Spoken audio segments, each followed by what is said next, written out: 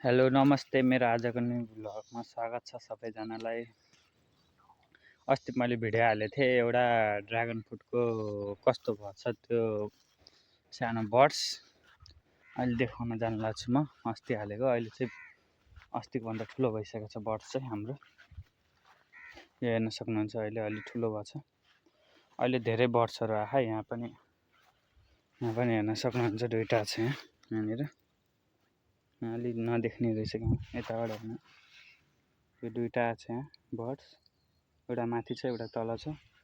यस्तो बर्ड्सहरू अहिले धेरै आइसकेको छ। अब फुल्न नि सक्छ होला सायद, अलि टाइम लाग्छ।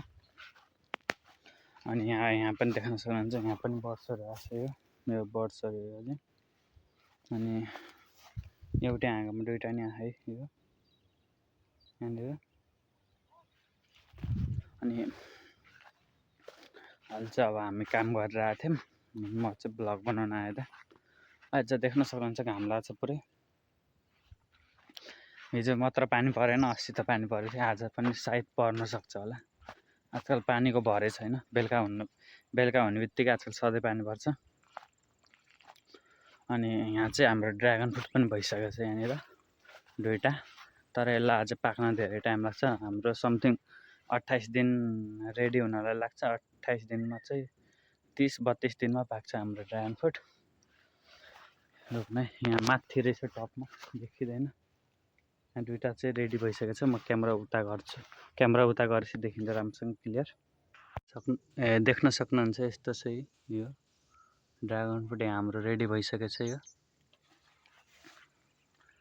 अनि यसलाई पाक्न चाहिँ अलि टाइम लाग्छ। अनि यो नयाँ बर्ड्सहरू आएको छ यो हेर्न सक्नुहुन्छ। यस्तो बर्ड्सहरू चाहिँ अहिले धेरै नै छ निस्केको।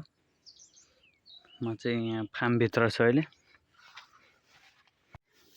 देख्नु भयो होला, यस्तो धेरै आइसकेको छ अहिले। फार्मभित्र धेरै छ अहिले।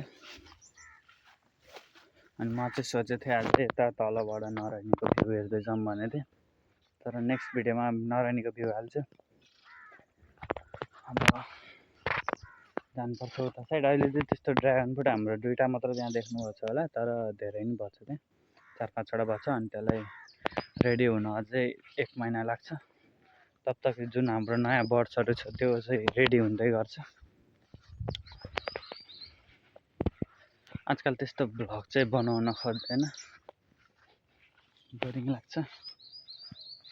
अनि मेरो यो मोबाइलले चाहिँ राम्रोसँग साउन्ड चाहिँ समात्दैन। एउटा मैले चाहिँ माइक किन्नुपर्ने भएछ त्यो साउन्ड समात्नको लागि, सानो।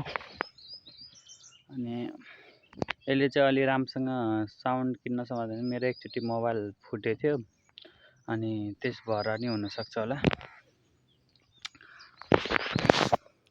यहाँ चाहिँ हामीले नयाँ बिरुवा लगाएको यो 10 लाइनमा यहाँ देख्न सक्नुहुन्छ। अहिले यत्रो भइसकेको छ यो।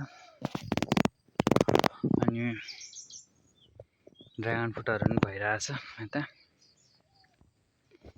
सधैँ आउने सधैँ जाने, दिनभरिको काम यही छ।